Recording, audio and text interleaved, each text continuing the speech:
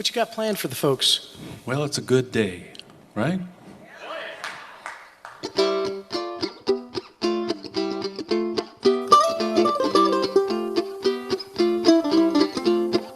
It's a good day for singing a song. It's a good day for moving along. It's a good day. How could anything go wrong? It's a good day from morning till night. And it's a good day for shining your shoes. It's a good day to lose all your blues.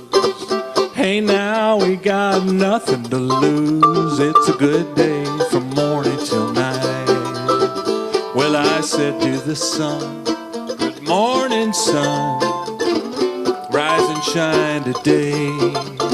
You know you gotta get going if you wanna make a showing. And you know you've got the right of way.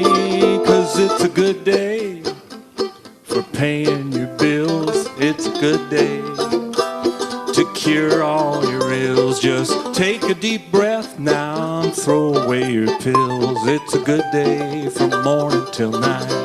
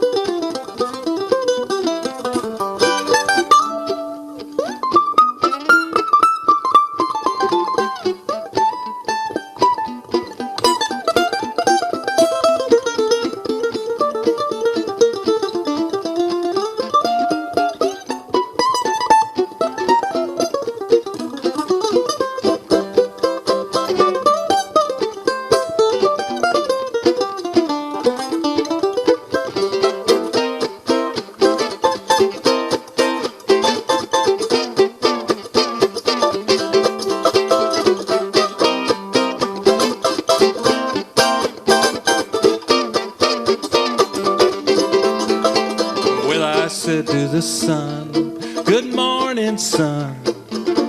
Rise and shine today. You know you gotta get going if you wanna make a showing. And you know you've got the right of way. 'Cause it's a good day to pay all your bills. It's a good day to cure all your ills. Just take a deep breath now, throw away your pills. It's a good day from morning till night. It's a good day from morning till night. And it's a good day from morning till night.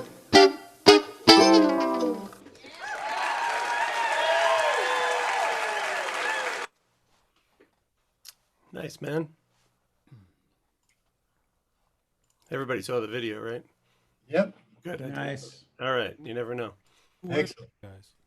I'll talk to my students for 20 minutes and they're like, we don't see anything. I'm like, thanks, guys.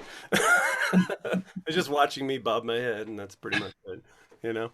Anyway, we're here for Don Stiernberg from Chicago. I met Don at the Mandolin Symposium, and I'd never heard Don play or saw him on anything and was blown away the entire time. And it was, to be blown away at the Mandolin Symposium, you have, David Grisman and Mike Marshall and Mike Compton and who else was there? Andy Statman. Anybody better than that? And you rose right up there and was really, really entertained the entire time. And the whole I didn't take anything from you, and I was regretting it the whole time. And Chris Acquavella from was a classical stuff. I did a lot of that. That was a lot of fun. So if they ever have a mandolin symposium with that crew anyway, I totally suggest you do it and keep an eye on Don. Are you doing any? Were you supposed to do any this summer? Was there Sure. Yeah. since that one, well, even before then, I usually do like between half a dozen and 10 camps, say between March, April, and like right about now, October. Right. What an interesting bunch. It was like 110 people. I think I met one guy. I don't remember his name right now, and he would, talk about mandolin nerds. He's like, I'm he's a postal worker, and he like delivers mail, and he says, oh yeah, I'm on my third Gilchrist, and I have my sights on a Lloyd Loar. And then he's like going on and on about all these mandolins. He's like, I just put a down payment on a who was there that year? The mandolin Dudenbostel. Lynn Dudenbostel was there. I just put a down payment on a Lynn Dudenbostel. I'm just like, so you have no children and no wife and live in a small apartment somewhere with a table. Well, So the office was doing good back then. yeah, postal workers were doing really well. So anyway, my name is Bill Ias from the Bluegrass Club of Long Island, and we're here with the Babylon Citizens Council on the Arts, and they're hosting the Long Island Bluegrass Festival 2020. I did ask Robbie Folks and for you too, and Robbie couldn't do it for the Bluegrass Festival this year, but hopefully if we have a real Bluegrass Festival where there's dirt and stink and hot weather, we can have. I would love to get you and Robbie together on Long Island. That was a great show a bunch of years ago. I saw you at the Grey Horse Tavern, right? And me and 8 other people. It was and one of them who is over here on the right side of my screen. Oh yeah, Bruce Barry was there, right? Exactly. Oh yeah, Bill, you were there, Bill? I was, yeah. Yeah, nice. Bill's at a lot of things. That's why I like Bill. There's 3 of the 8 in here. Wow.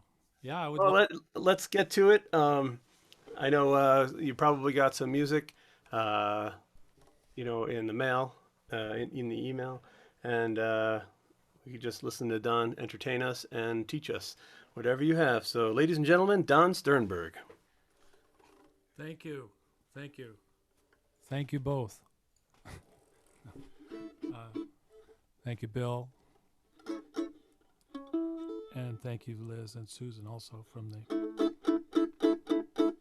the organization.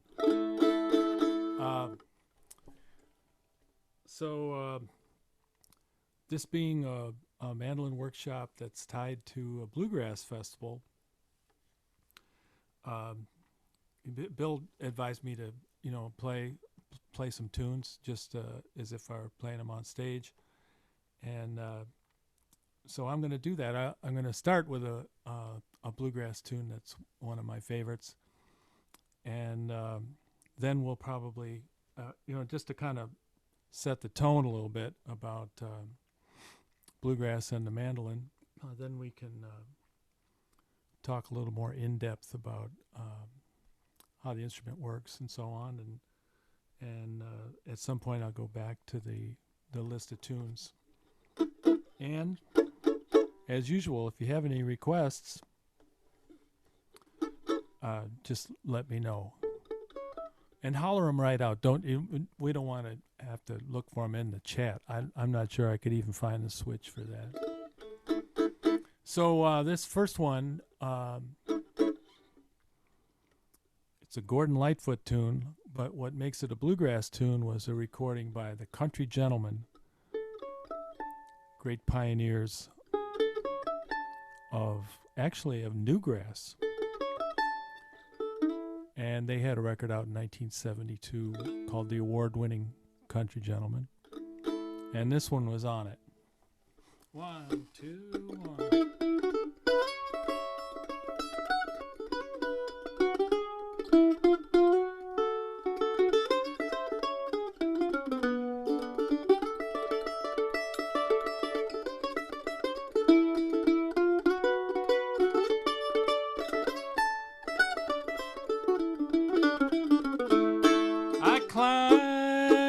Redwood Hill.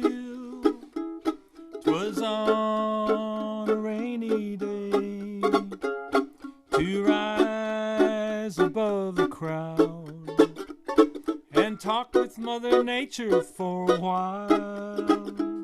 She told me of her love for the children in her trust, and of her grave concern for the likes of you and me and us.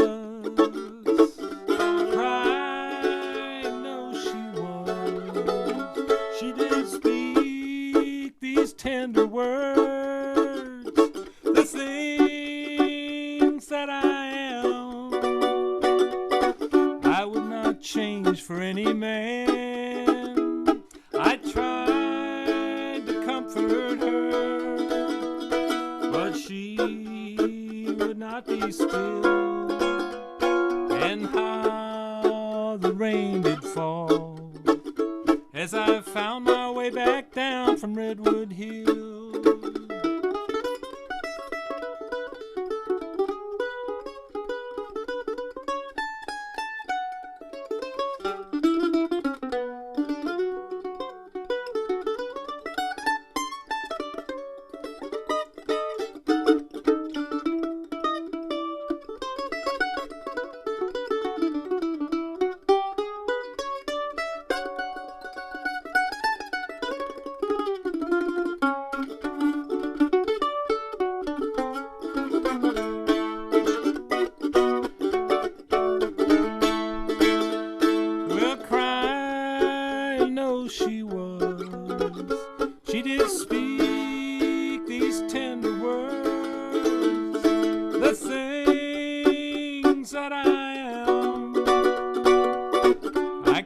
Change for any man. Well, I tried to comfort her, but she will not be still. I'll not forget the day when Mother Nature cried on Redwood Hill, and how the rain did fall when Mother Nature cried on Redwood Hill.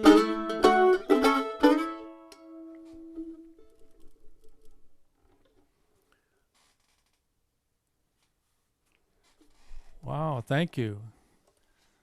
Wow. Visual applause. I love it. Thank you so much. Isn't it lonely? Like, I'll teach all day long. Yeah. And usually I'm teaching just to a blank screen, and then Wow. it's lonely, right? Well, that's because you don't have these nice people in your class. That's true. I'm true. the luckiest guy in the world, so I do, you know. You know what's cute though is they do they'll sit there and look like zombies, and then I'll finish the class, and then they'll be like, "Thank you so much, Mr. Ias." They're so sweet at the end. They're just like, "Thanks for shutting up, Mr. Ias." It's like, man. It's very interesting. Anyway, let's get back to it. Well, I see someone named Bob is on his way in, connecting. So maybe, I don't know, should I do that number again? No, I'm just kidding. So I can maybe use that first tune sample there as a sort of a segue into telling you about my approach to the mandolin and especially the bluegrass mandolin, because that song is actually, it's sort of it's from the time I was starting to learn to play, actually, in the 1970s. And so I can take you through a short history of that, and that may supply some ideas about the whole story for tonight. So people sometimes have heard of me as a jazz mandolin player, and sure enough, most of my recordings that are available or in circulation are playing jazz style music. And then so where did the bluegrass come from? But in spite of being a jazz mandolin player, my first professional experience playing the mandolin in any kind of music was in a bluegrass band with my brother called the Morgan Brothers. And my brother played 5-string banjo and sang, and we had a regular, 4-piece bluegrass band, and this would be like all through my college years. And when I started to learn, I had stolen a mandolin that one of my brother's college professors had given to him. They said, "Here, you like all this. You guys probably have this happen to you too. Like, oh, you like this picky stuff. Here, what do you have this? I don't know what to do with it. You can have it." So he had a professor give him a mandolin, and we were already, I was trying to figure out a way to be able to play music with my brother. He was older than I am, 5 years older. And, of course, he was meeting girls and stuff like that, too. So I was really in a hurry to try to figure out how I could play in a band with them. And there was this mandolin. So I started teaching myself. And it started to be fun. And, we'd play like Michael Row the Boat Ashore and other, current hits. And then one day, thank goodness, my mother heard an ad on our local radio station where they had a folk music show. They still do have it, WFMT, the Midnight Special. Anyway, there's an ad on that show one night. My mom said, "Study mandolin with the great Jethro Burns." Uh-oh. So my folks say to me, "Why don't you seem to like the mandolin, why don't you go and take lessons from this Jethro Burns guy?" And I said, "Oh, what's a Jethro Burns?" So I was sent in, and in fact, it was just a little before I got my own driver's license. So my folks would drive me in.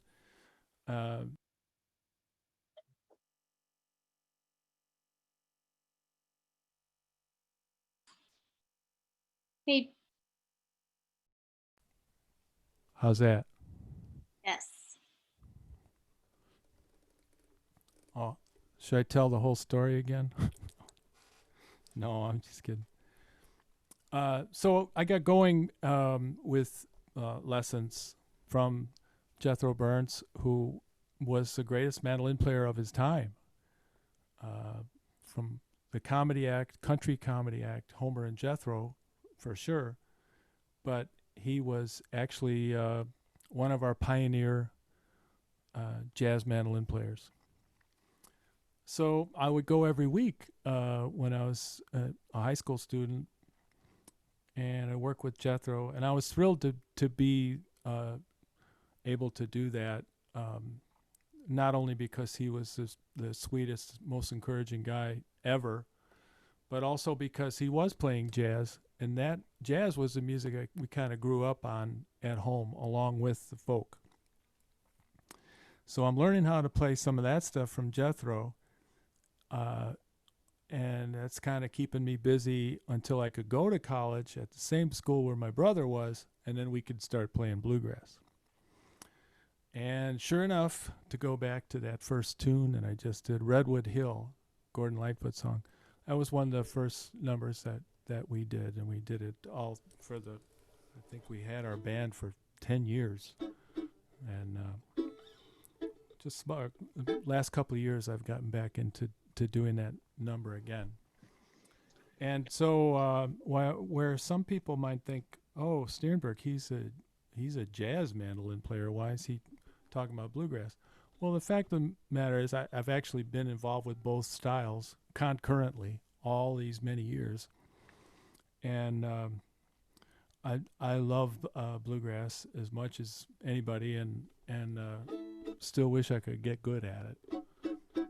So we're going to keep trying to get good at it by talking about a few of the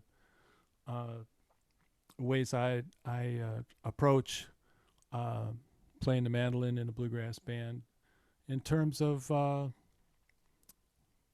rhythm chords, in terms of lead playing, And since I do play jazz pretty frequently, I get asked at the camps about improvisation, and that's where some of your sheets come in. You might have noticed looking at the handout sheets that I'll have a tune and then I'll have lines for a tune.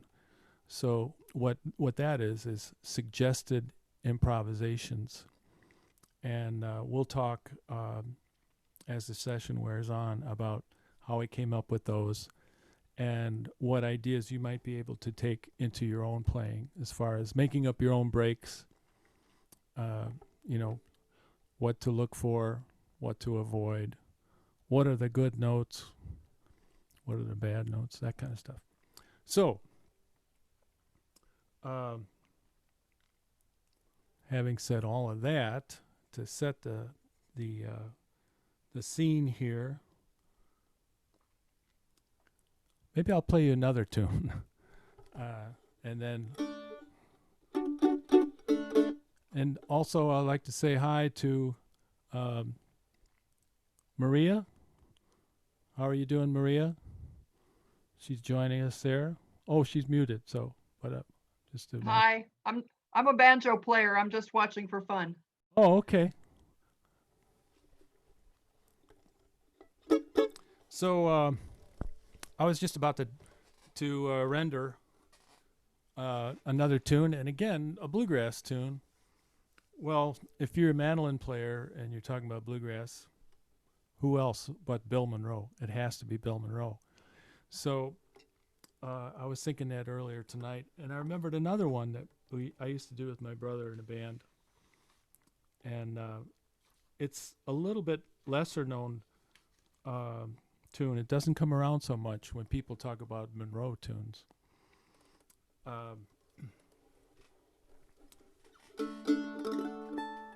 I'll try it right now, and then we can talk about it.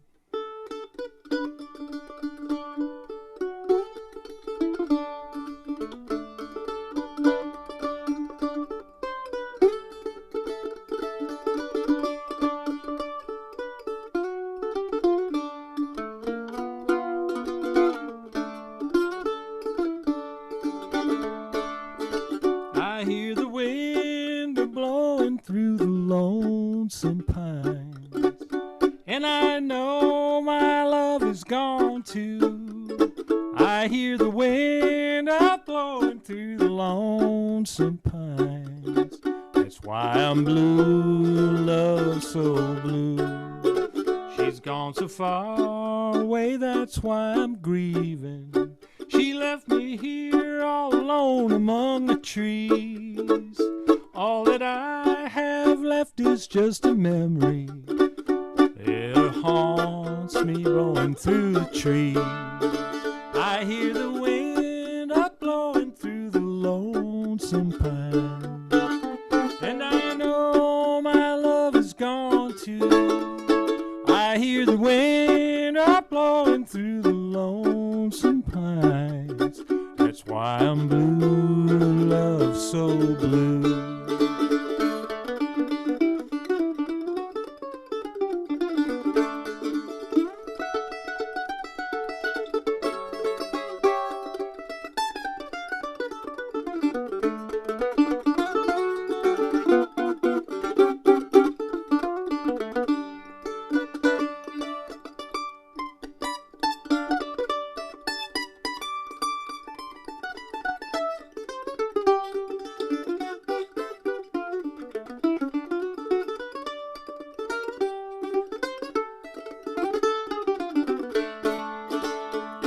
Today, and I'll try to find my darling. I don't know where on earth she can be. Only know that I can't live without her. Each night in dreams, her face is all I see. And I hear the wind blowing through the lonesome pine, and I know my love is gone too. I hear the wind blowing through the lonesome pines. That's why I'm blue, love so blue. Oh, pick again, Don.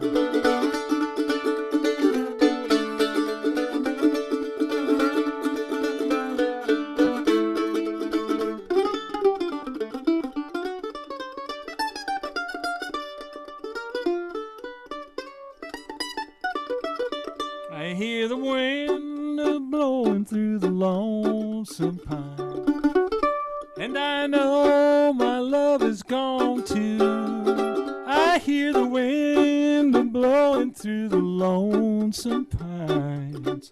That's why I'm blue, love so blue. That's why I'm blue, love so blue.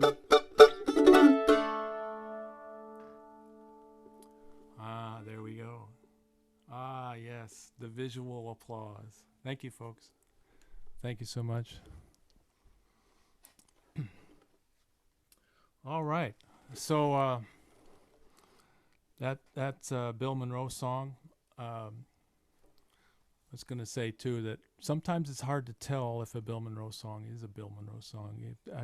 I haven't looked at the recording recently to know if he had a co-writer or sometimes he would write songs under an alias for publishing reasons. So he wouldn't get in trouble with one publishing company or record label or another. He would, he would put down somebody else's name. And sometimes he would, I'm told that he would buy songs. A lot of artists would do this. He would buy songs written by somebody else for him to record, and then he would say that he wrote them. So I'll have to get back to you when I research again who put that one together. But he at least took some credit for it. And that one actually reminds me of another one I'm going to put on the list to possibly do for you later on. A tune called Body and Soul. Because I'm pretty sure that he wrote that one under an alias. One of his names that he used to use was Joe Air, like A-H-R. And another one, there was a lady's name that he would use sometimes. Oh well, I'll think of it. So, what can I tell you about the mandolin? Or the guitar, the banjo, and maybe that was a uke that I saw there going. But if you'd like to, don't forget, if you'd like to give me some feedback on what you're looking for, please do.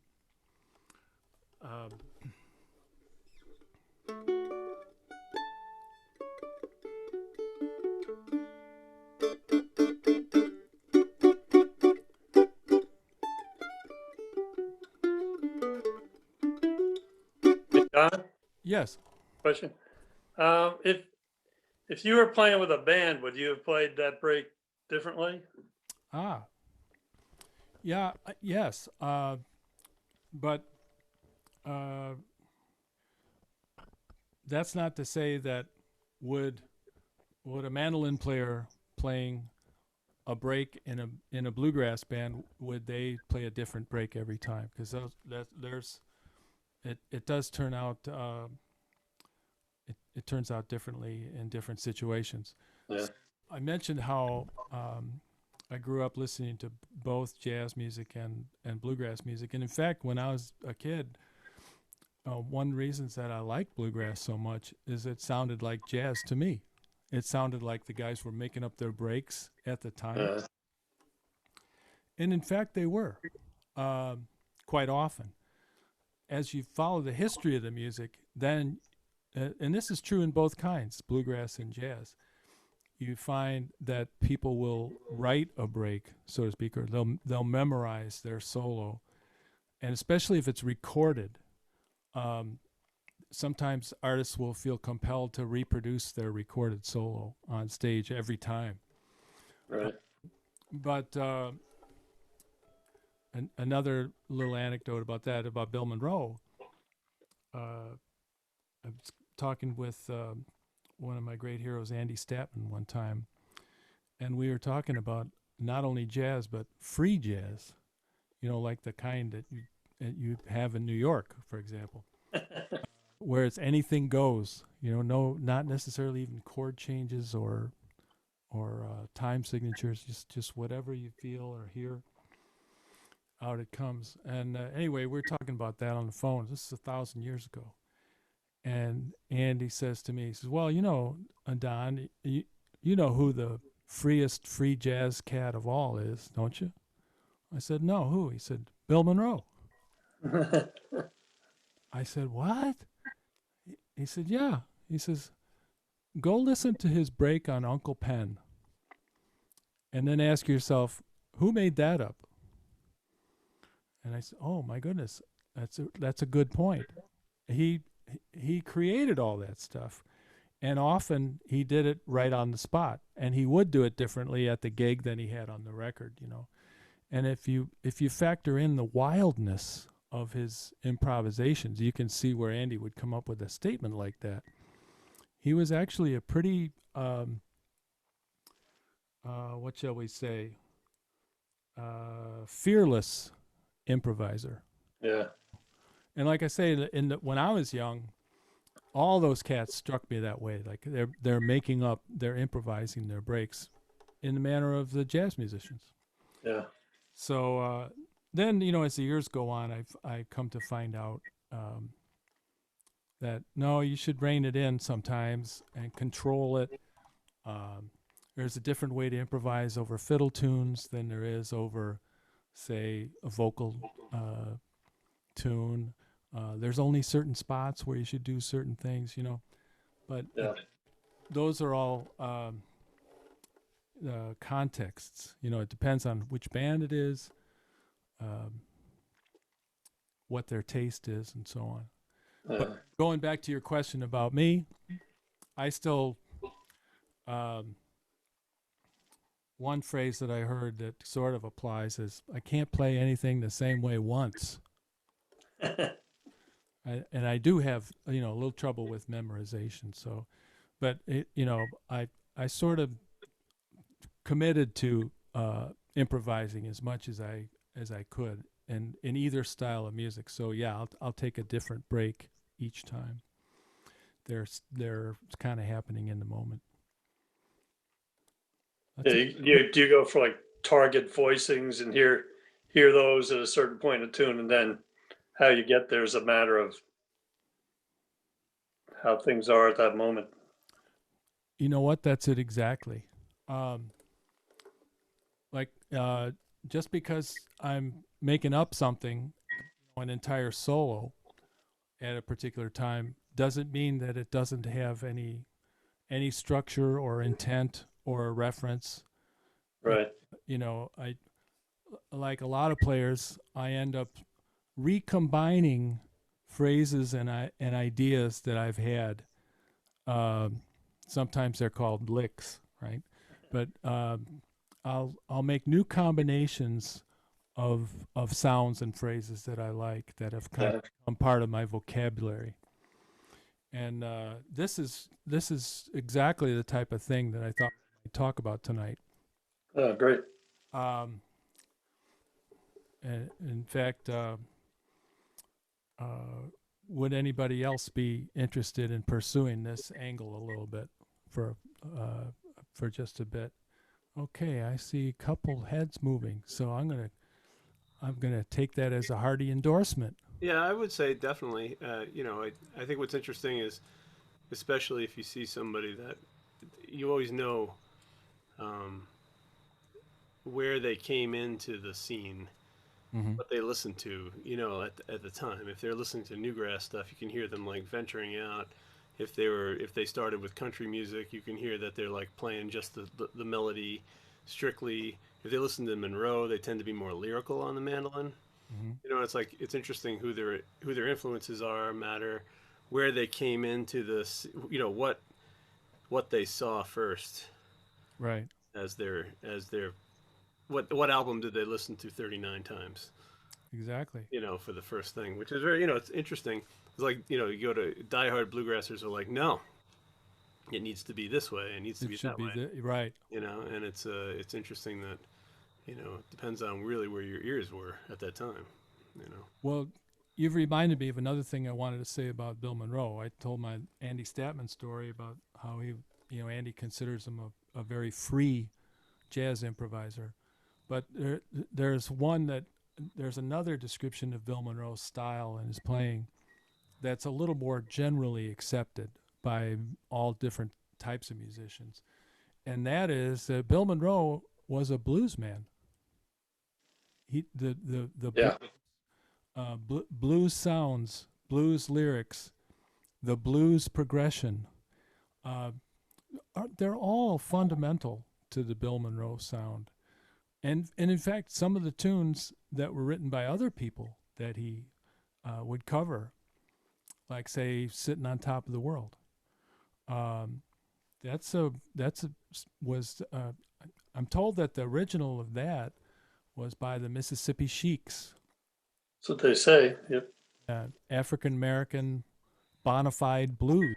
And then, when a song like that comes into bluegrass music, and It's funny because we had a workshop last week with Jim Hurst. oh yeah, He played a Mississippi Sheiks song and talked about Mississippi Sheiks. And Compton came. Like, he did a couple of workshops for me in the past, and he loves that. It's interesting that group seems to have influenced a lot of people. I think in mandolin especially. I don't know. yeah. A lot of the repertoire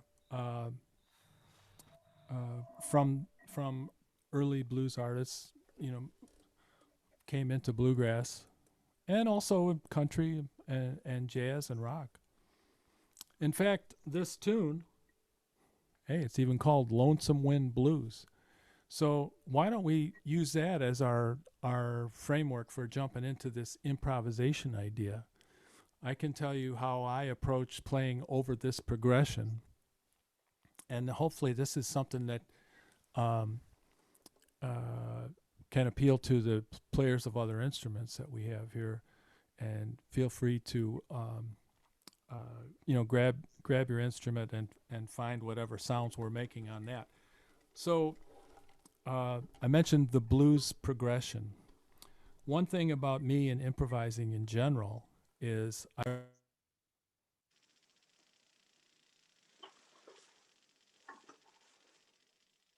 we go.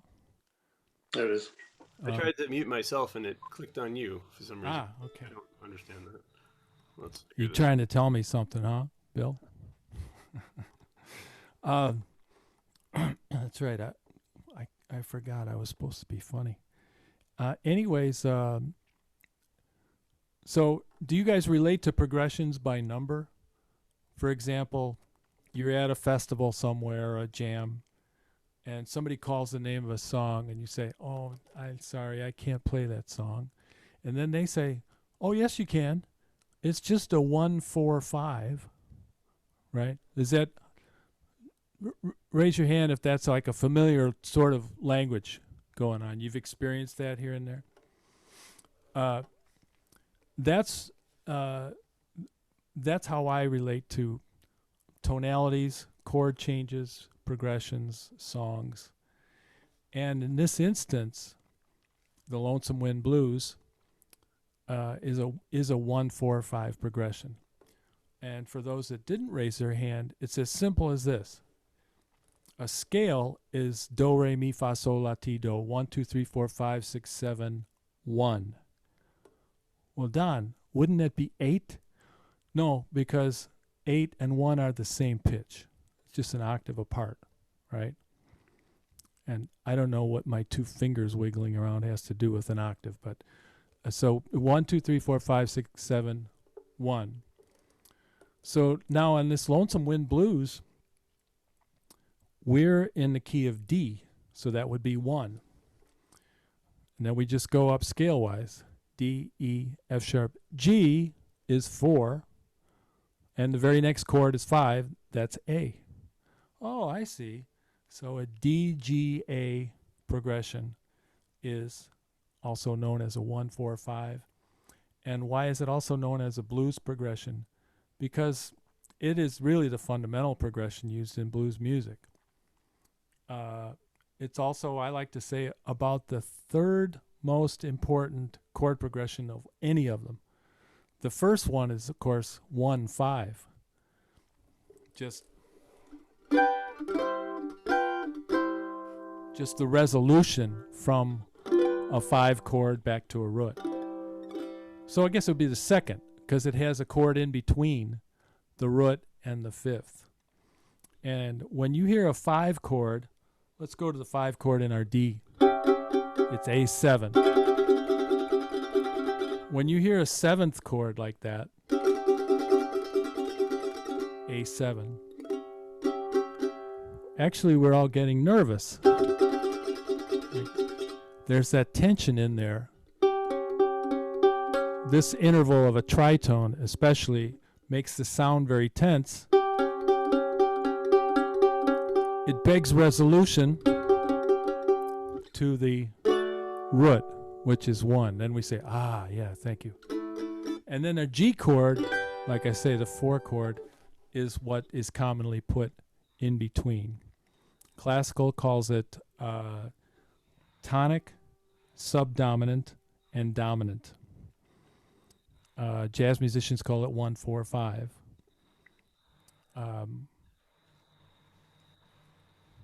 That's how we do it. So now back to the breaks. Don, I'm sorry, just you're getting a little bit too close to the mic. You're getting Okay, a little sorry. distorted on my end. How's that? Perfect. Yeah. Getting a little excited about the tritones. Yeah. Oh, I love them. Yeah, I can't help it. So when we have a progression, a 1, 4, 5 progression, there's a few ways to think of it. What's the most basic way to think about improvising in general and with the 1, 4, 5? Well, it's this. When you have the band playing a D chord, you want to make D sounds, right? So you make a scale or row of tones that corresponds to that chord. So a D chord, you'd use the D scale.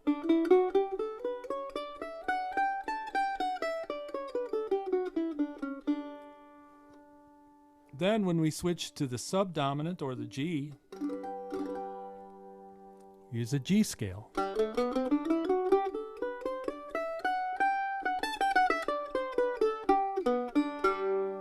And lastly, when you get to that 5 chord or A7, we use an A7 scale.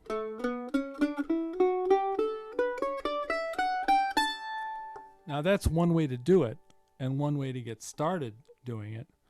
But also with blues, there's another thing you can do that for some is simpler. You have a blues scale, and you can make if you make a D blues scale, some people will even hammer away on just that one scale for the entire progression. Let's see if I can remember what a D blues scale has in it, or a blues scale. I know it has a flatted third, do, re, mi, flatted. There's our flatted third. It has a flatted fifth. So 1, 2, flat 3, 4, flat 5. Oh my goodness. Regular 5 you can use even though the flat one is in there. 6, flat 7, right? So the blue tones in any bluesy sounding thing, the blue tones are always going to be the 3rd degree of a scale flatted, the 5th degree of a scale flatted, and the 7th degree flatted, as versus how they would be in a major scale. So what I might do, going back to Bruce's question, do you do the same thing every time? No. Sometimes I might play a different scale for each chord, improvising, and sometimes I might just stay in that one for the whole thing. If I were to do that on Lonesome Wind Blues,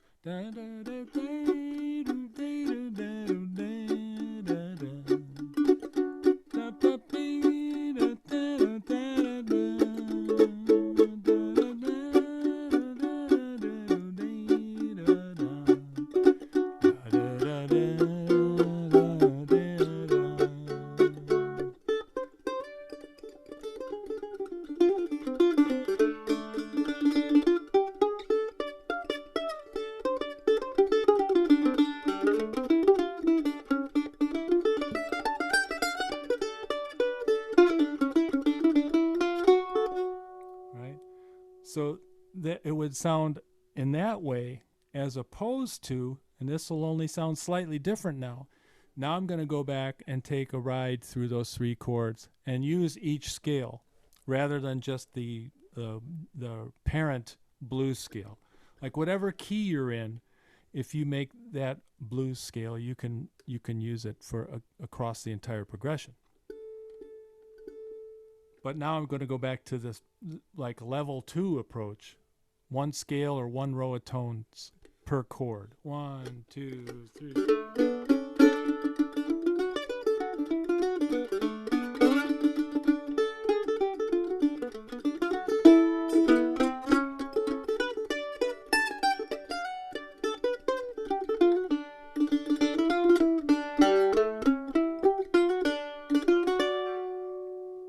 Could you hear?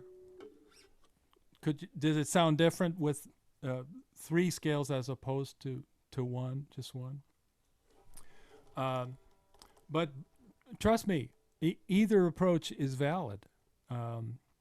When you think of your favorite blues guitar players, for example, many of them are going to be living with that with a lot of the blues scales, or sometimes people refer to them as a minor pentatonic scale, or certain pentatonic scales also. It's a reduced number of tones, and you kind of get your home base and you just work it.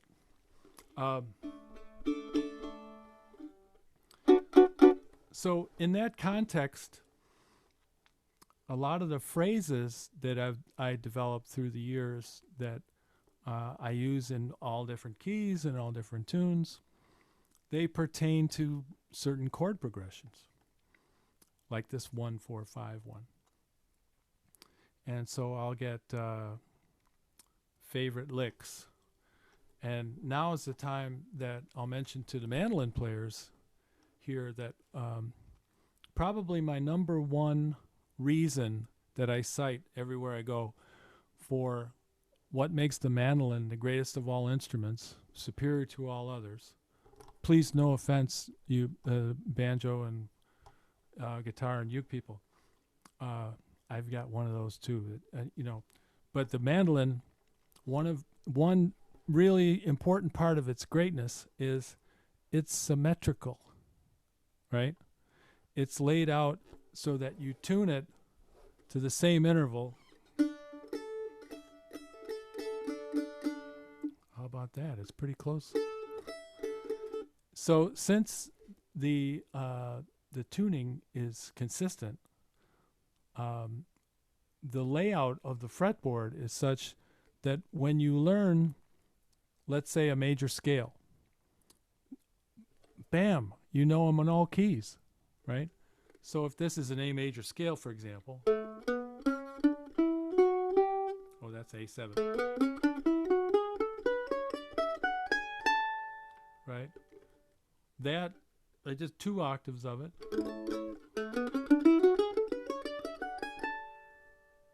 Now somebody tell me another key.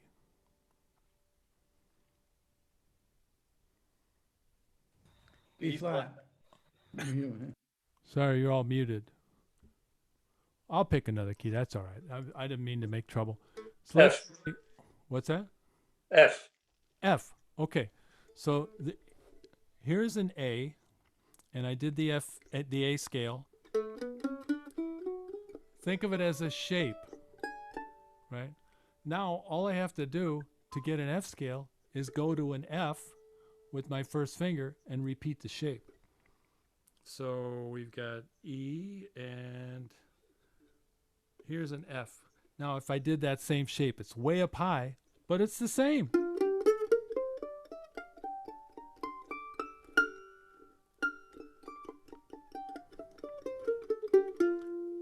You see what I mean? Yeah. For example, another key would be D flat. Oh my God, it sounds terrible to think about D flat, doesn't it? No, it's perfectly fine. We just repeat our shape. 2 frets, 2 frets, 1 fret. And then on the string above, that exact same pattern. 2 frets, 2 frets, 1 fret, right? As we get another octave up, it changes a little bit. 2 frets, 1 fret, 2, 2 frets, and 1 again. But you see what I'm getting at here with the consistency. When you learn a scale, a chord, a lick, a melody, it's readily transposable to any other key. It's especially easy to transpose it on the mandolin because of this the layout of the board. Yeah. So going back to blues licks,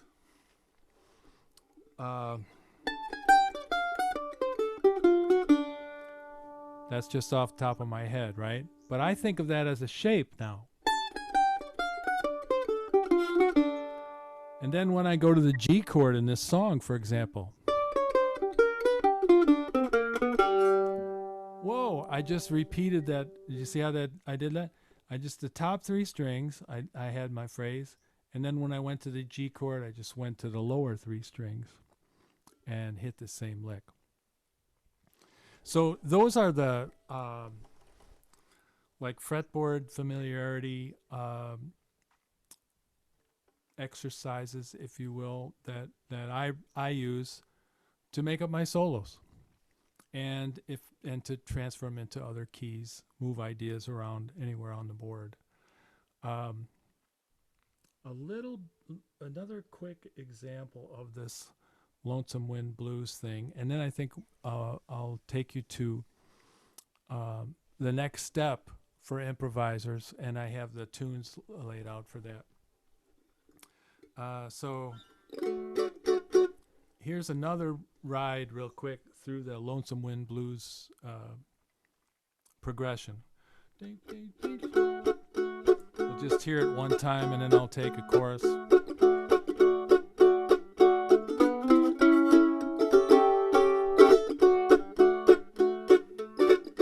4 chord comes in here.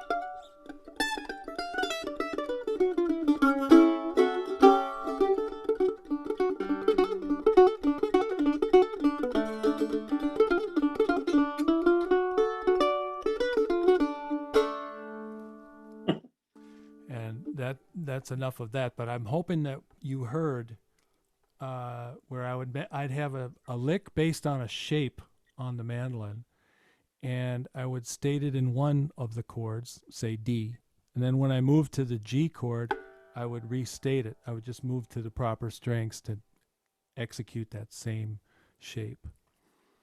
And sometimes I really execute it, you know what I mean? Ooh. All right. How about I think Bill told me that you all have the tunes that I sent out, the handouts. Let's look at Snowflake Reel. Can we do that?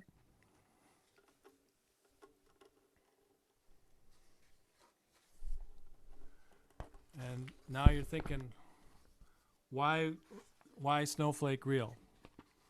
Well, it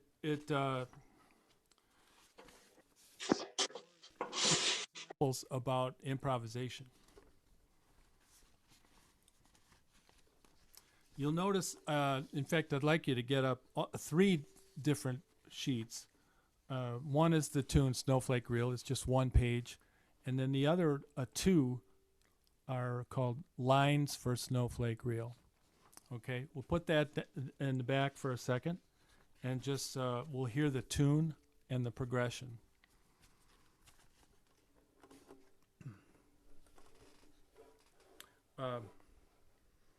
And then the lines, when I play through those for you, what's going on there is, I've had students through the years say, "Oh, great, Don, the blues scale, the 2-5-1, the flat 7, the flat. Okay, that's fine. What can I play? Well, give me something that I can actually play. So the lines for Snowflake Reel is actually like a sample solo. And in that solo, I've got it's like the everything but the kitchen sink approach. I put in a ton of different licks and phrases, things that pertain to each specific chord, fancy and otherwise. So, and that's what you're going to end up doing if you take on improvisation in your own playing. You can sketch out solos. You can refer to somebody else's solo. You can transcribe somebody else's solo to get vocabulary. Okay, but the tune. Okay. It's A B A. It's A B B. First section and second section.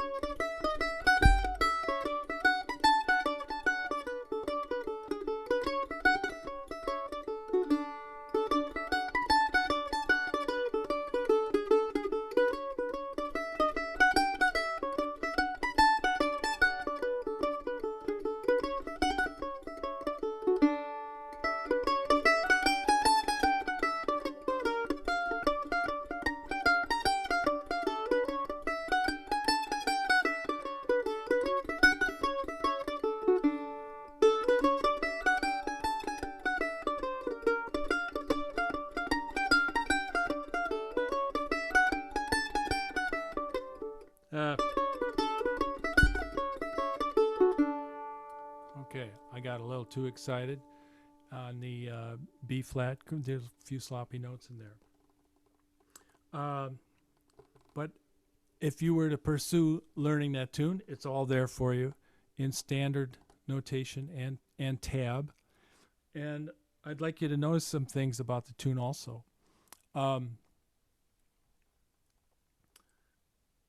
See how many eighth notes there are? It's just a stream of eighth notes. Daga, daga, daga, daga, daga, daga, daga, daga, daga. I think that's like the rhythmic common denominator, not only for bluegrass and fiddle tunes and the jamming that we do on those styles, but also for improvised solos in all the styles of music that mandolin players like. Wow, really? Yeah. Of course, bluegrass, fiddle tunes, like we just mentioned. Jazz tunes are also using daga, daga, daga, daga, daga, daga, daga, daga, daga as the basic unit of measure rhythmically in improvised solos. Excuse me. The J.S. Bach stuff that the classical mandolinists play, that the flowing eighth notes are running through all that stuff. What's the other stuff? Oh yeah, and Brazilian choro music. Now their rhythm patterns are a little bit more involved, but again, the underlying idea rhythmically is always the flowing eighth notes, and that's another reason why I'm bringing this song to you, this fiddle tune, Snowflake Reel, because you want to for the mandolin players, well, actually for the guitar and banjo players too, you want to have flowing eighth notes as you want to be able to play them for days and days when you're jamming. You want to have your chops developed so that you can do that. And in fact, maybe I'll share with you also some drills about getting more flow in your picking for the eighth notes. First, I'll play this melody again for you, and I'll play it a little slower. Before I do, sorry. You notice 3 systems down, there's a thing called a pull-off, right? I bet everybody here knows about pull-offs already, because we do them on all the instruments. Sometimes they going back to the folk days, I think even Pete Seeger referred to hammer-on and pull-off. I also call it's an ornament, right? It makes a fancier sound out of in a phrase. I also call them diddly-ahs because that's the sound they make. Diddly-ah, right? I'll refer to them as that, and I'll also refer to them as Sam Bushisms because he's another great hero and friend of mine, and I think he's the king of using that rhythmic device, the hammer-on pull-off.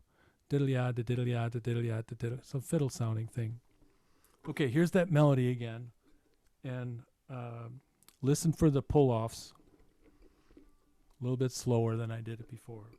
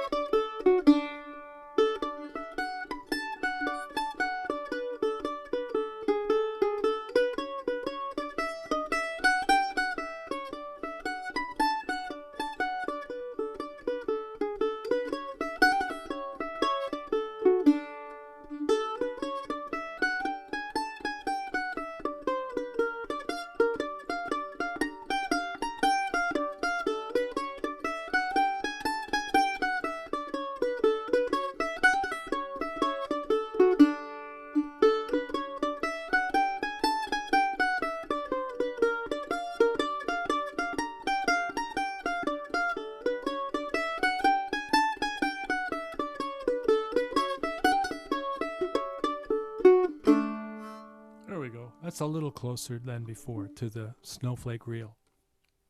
Did anybody hear the pull-off happen? I bet you did. There, all it takes is one, and then I'm happy. Thanks. Oh, two. Great. I'm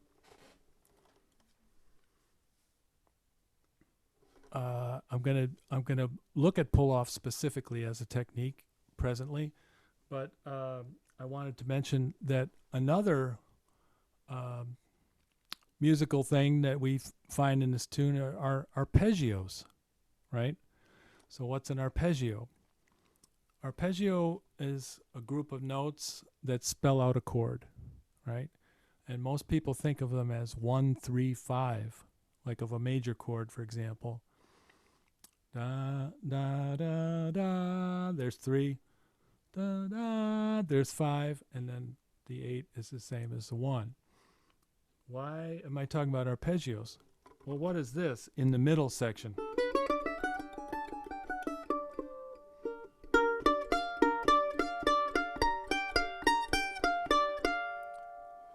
That phrase on the B flat chord is basically a B flat major arpeggio with an extra note added, and then we mess up the rhythm. But if you know that an arpeggio is coming, you can get a secure feeling when you're playing the tune. You know where that is on the fretboard. It's right out of a major scale shape, which I'll show you another one right here. Here's a B flat major scale. I've got my first finger on the A string on the first fret. If I did that B flat for 1 octave, again, it's 2 frets. You start, you have your first finger down, and you go 2 frets, 2 more frets, and then 1. That's what it looks like, right? Now you repeat that on a string higher. Major scale. That shape is going to be a major scale no matter where you put it on the mandolin. So we've got pull-offs and arpeggios, flowing eighth notes. Those are a few things to have in your bag, so to speak, things to refer to that'll help you build solos of your own and understand the tunes better. I was going to say, and this is something for all the different instruments too, what if you needed development for playing pull-offs? what might you do? It's a matter of strength, really, right? Because on a pull-off like this one, diddly-ah, we have our second finger on the first finger on the second fret, sorry. Then we hammer to the third fret. We pull that off, and we pull off the second fret again, and we hit the open string. Only one pick stroke, right? So I only move the pick one time. So sometimes people start experimenting with that technique, and they get more like they run out of strength to make the notes that aren't picked sound. All right. So what can we do to counteract that? A couple quick drills for the mandolin people, but you could adapt them to the other instruments as well. One is to play either scales or tunes that you're really familiar with without a pick, or only picking each string. Let's do it on a G major scale. I'll show you what I mean.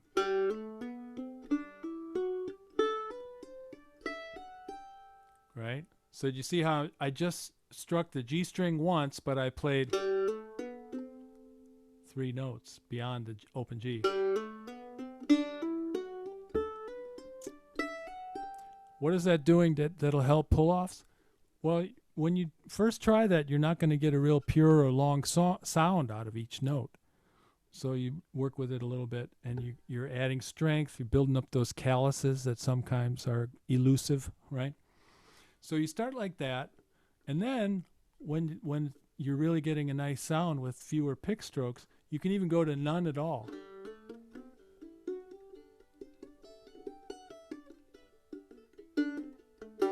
Try to get as much sound as you can without even picking the strings. Another one, here comes our first Jethro exercise of the night.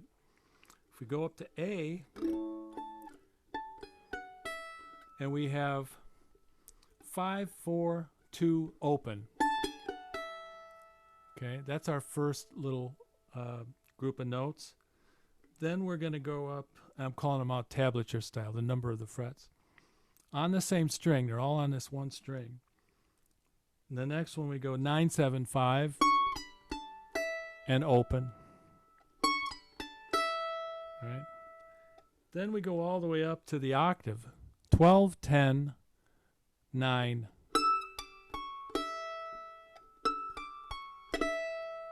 Right? And that's a little picking drill for the pull-offs. And here's what I mean.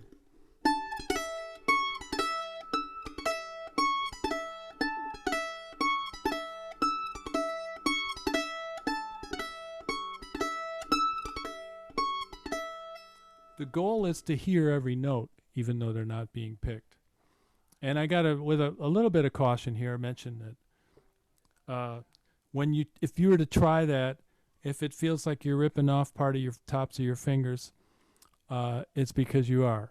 And so do it kind of gingerly. But what you're really trying to develop, as much as the callus, is the strength. You know, how hard you're pushing down the string, and on the fret to make a nice clean sound and let it last. Okay. So now I'm going to push ahead to, let's take a look at lines for Snowflake Reel, the other 2 pages. And I'm going to give you some notes that you might want to take. And again, even the people who are playing the other instruments, because you might be playing the backup chords. I labeled the chord progression on the tune, Snowflake Reel, but I didn't do it on lines for Snowflake Reel. So what I'd like to do is call them out for you now, and take your pen and just write the name of the chord progression over each measure of music. Is that okay? I hope so, because here we go. We start with 2 measures of a D chord, followed by one A chord, and the fourth bar is A7. Now, there are measure numbers on these charts that'll help us locate stuff too. So in the next system of music, at bar 5, we again have 2 measures of the D chord, followed by 1 A7 and 1 D. Now, effectively, that 8-bar pattern repeats now. So when we go to bar 9 in the third system of music, again, 2 bars of D, 1 A, 1 A7. At 13, we've got D, D, A7, D. That takes us through 2 times through the first section of the tune, the A section. Now bar 17 is where 2 times through the B section, or bridge, happens. And here we have our 2 measures of D, followed by 1 measure of A7, 1 of D. At 17, we have 2 measures of D, and then 2 measures of B flat. 21 is 2 measures of D, a measure of A7, 1 measure of D. Pattern continues the same way. At 25 on the second page, we have D, D, B flat, B flat. And at 29, D, D, A7, D. Now, why is that important on this? Well, because we've got all these phrases that I scratched out, but we need to know what chord we're drawing those notes from, or why those notes go with the chord that is in the tune there. So we want to have the chord changes sketched above there for reference. So naturally, what I'd like to do now is see if I can sight read through my etude called Lines for Snowflake Reel, because I think it's going to present a lick or two that you might like to learn, or an idea that you might want to pursue as you develop vocabulary for improvisation. And please remember that as I said earlier, this one I'm going for the everything but the kitchen sink approach.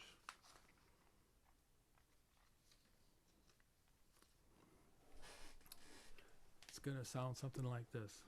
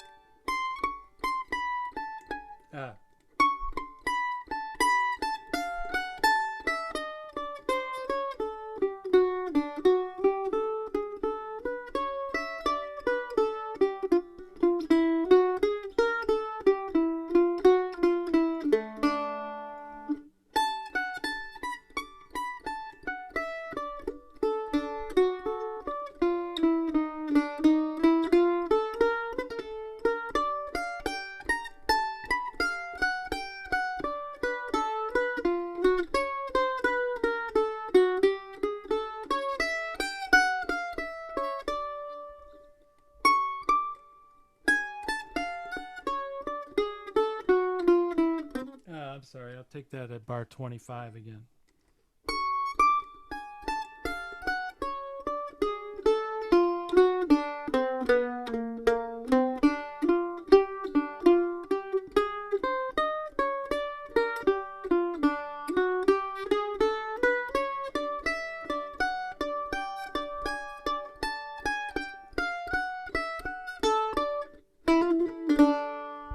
Take the 25 part out again. This is where it gets a little nasty.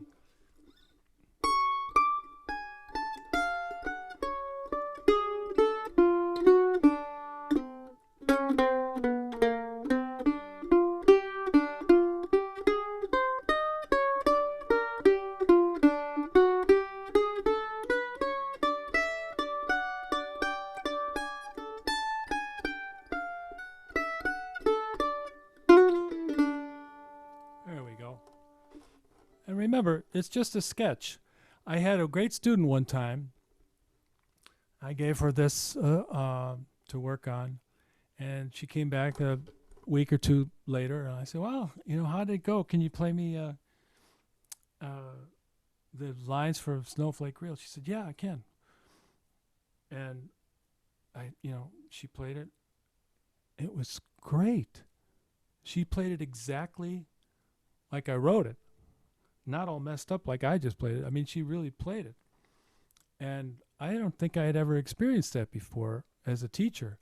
Wow, somebody worked out the thing that I asked them to, and it sounded really nice. So I told her that, and I said, "Did it take you a long time?" She said, "Well," she says, "Yeah, it really did." Because she says, it took me a long time because it's not melodic. What? I said, "Not melodic. It's nothing but melodic." "What do you mean?" And this is a whole nother discussion that we might have if we're lucky enough to get together another time sometime. What is a melody? It's really just a row of notes, isn't it? So this brings up another important concept about improvisation. When it's your time for a break, do you play the melody? In some styles of music, yes, that's kind of expected. Bluegrass is one of those styles. Sometimes people really want to hear the melody again. The singer just sang it, your break comes up, you play the melody. That does happen a lot. But in improvised music, when it's your time for a break, you don't play the melody, you play another melody. Does that make sense? You want to make up a melody of your own that fits the chord progression of the tune. And that was what was prompted by my student who played exactly what I had on the page and said it wasn't a melody. Oh, wait, that is, it's just a different melody, right? And some melodies are more accessible than others. That's worth pointing out. Okay. The reference recording where I learned this tune was a great kind of bluegrass album. If you don't have it, you want to go and get it. Texas Crapshooter by the great fiddle player Bobby Hicks. You bluegrass fans out there will know Bobby Hicks from playing on the Bluegrass album band series, with Tony Rice and them cats. He plays it straight though, doesn't he? On that? How do you mean? Like there's no swing to it. Right. Yeah, it's just right. straight Yeah, up. it's done in bluegrass time. Yeah. Again, swing is like melody. It can mean a lot of different things. Sam Bush, one of the things that I love about when he plays these flowing eighth notes is that there is a lilt and a kind of a swing feeling in it.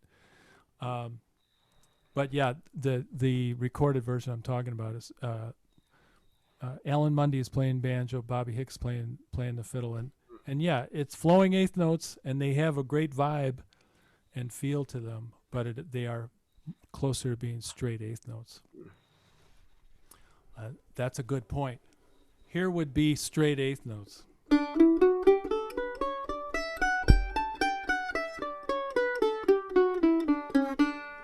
Here would be the same thing, swing eighth notes.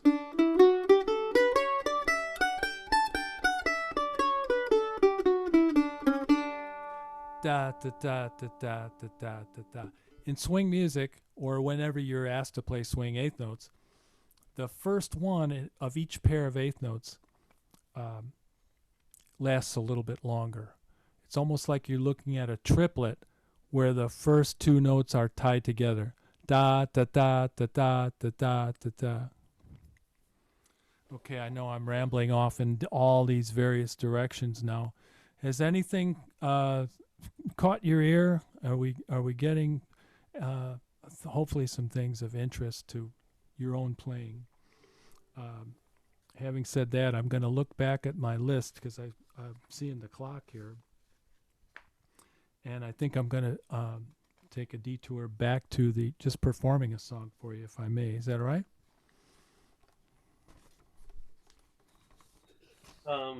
Sure. Okay. Let me Or just before you do that, let me you can pick out what you want to play, Mhm. and let's see. Hold on a second. I think Dave Gross stole my tune list again. Dave Gross. Yeah, It's always Dave's fault. pretty much. Let me just talk about what's next, quick. Okay. So on Saturday, let me just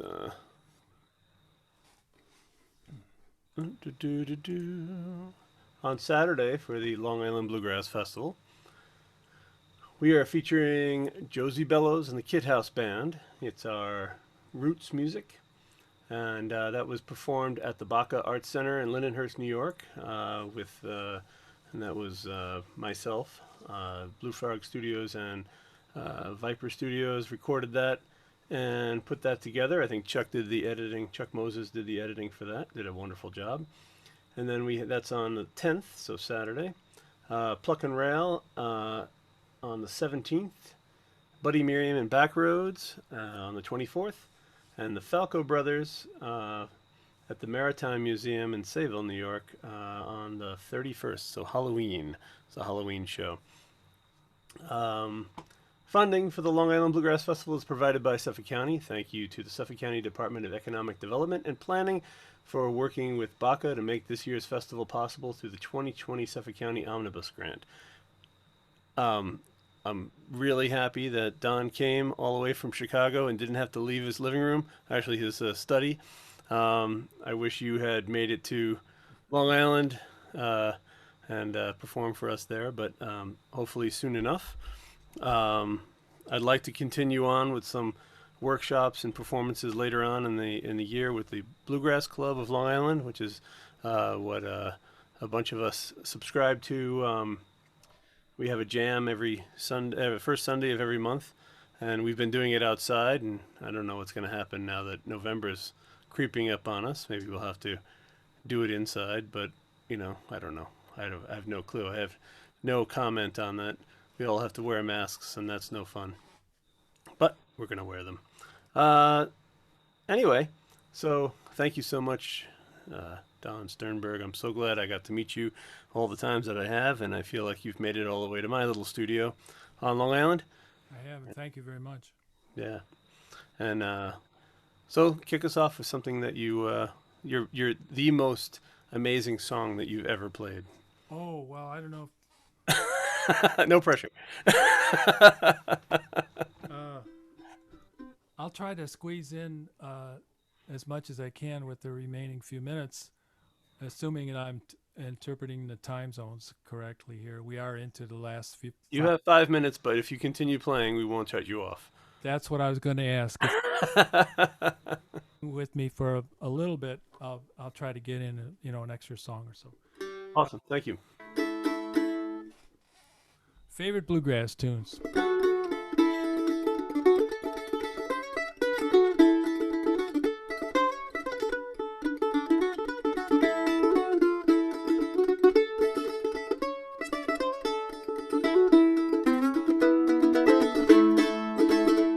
I am a roving gambler. I've gambled all around. Whenever I meet with a deck of cards, I lay my money down.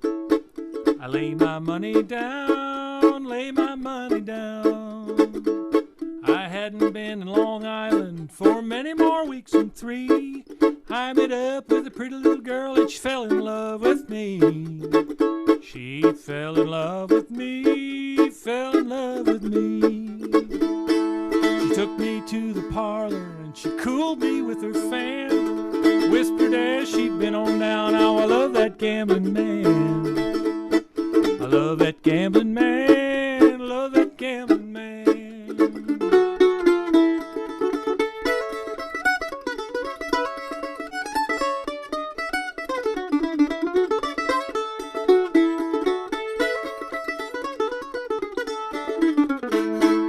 Took me in the parlor, she cooled me with her fan. Whispered as she'd been on down, how I love that gambling man. Yes, Yes, I love a gambling man, love that gambling man.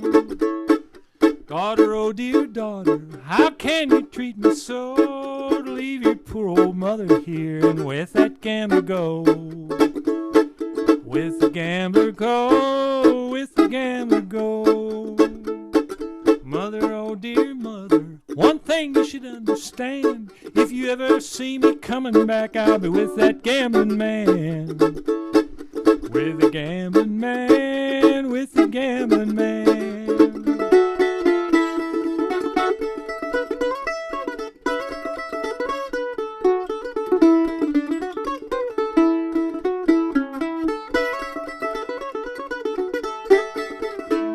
We traveled this world over till we landed in Spain. I met up with a gambler there and we got in a poker game. We got in a poker game, got in a poker game. He put the money in the pot and he dealt the cards around. I caught him dealing from the bottom of the deck, so I shot that gambler down. Yes, I shot the gambler down, shot that gambler down.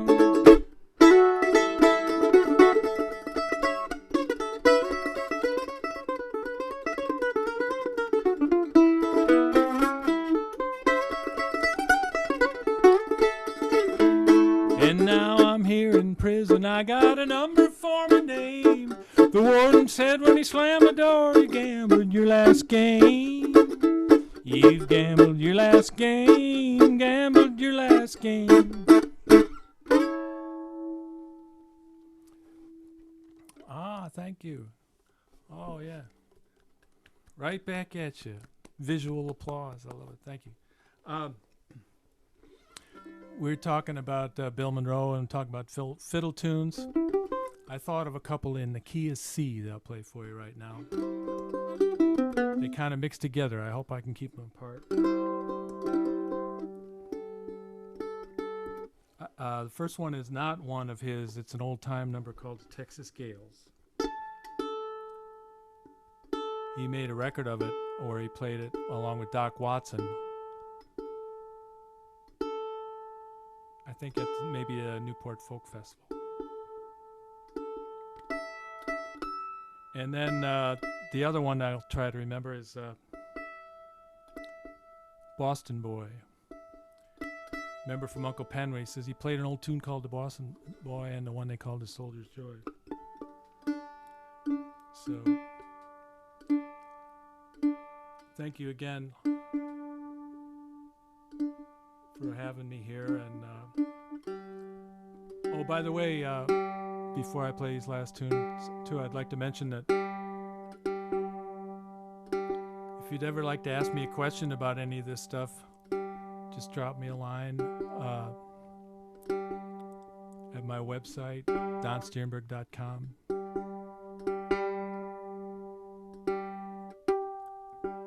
And also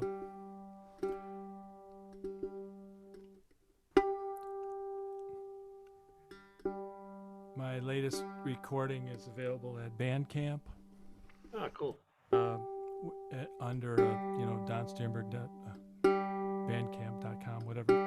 I have a Facebook page. You can come and friend me there. Got a music page and a personal page.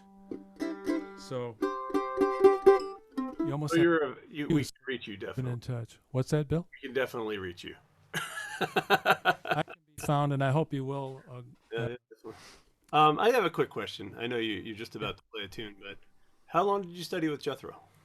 Like formally? It turned out to be like a year and a half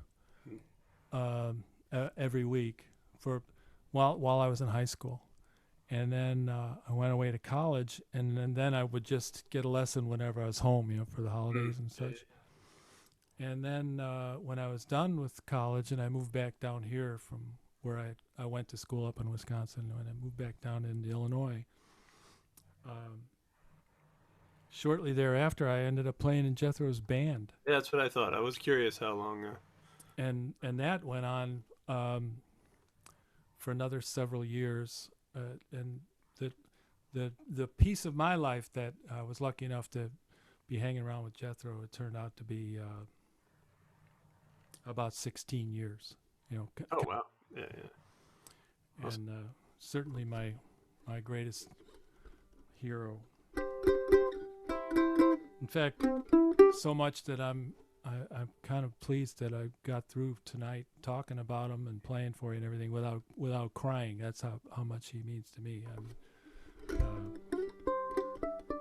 When I had that first lesson with him, I not only wanted to play the mandolin like him, I wanted to be him.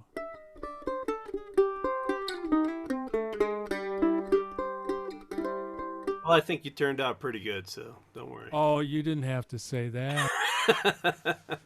Really, no. That's all I got, Don. That's all.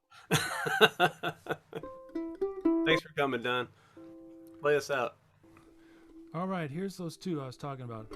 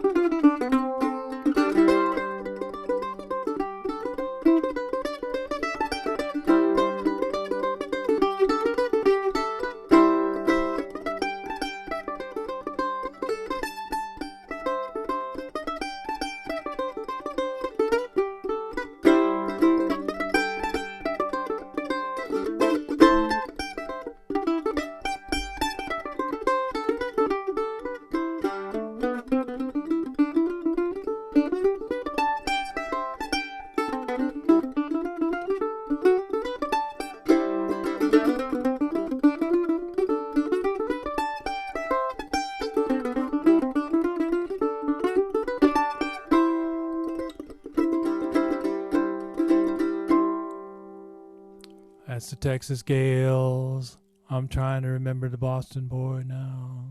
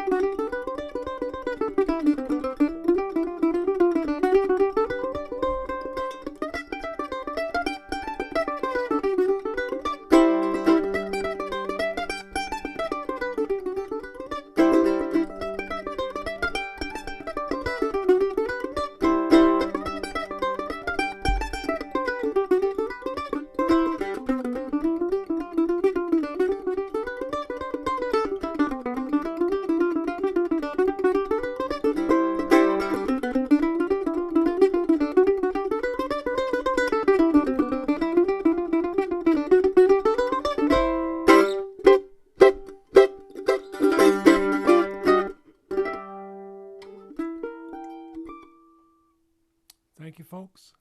Thank you so much, Don. My pleasure. Thank you, Don. Thank you. Thank you very much.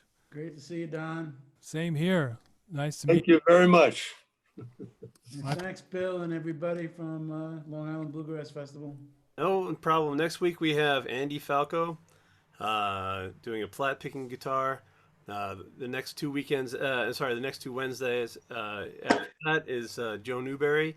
He's doing a frailing workshop for Maria and I probably, and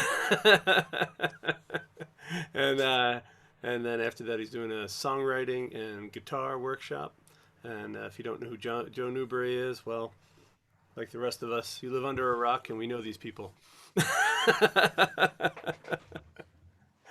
We go to things like mandolin camps where where postmasters have $250,000 worth of mandolins. Those were the days. That's right. So anyway, thank you so much, Don. My And pleasure. I will see you hopefully. Don.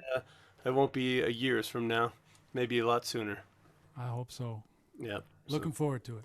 No problem. Thanks a lot, Don. Bye bye. Everybody. Good night.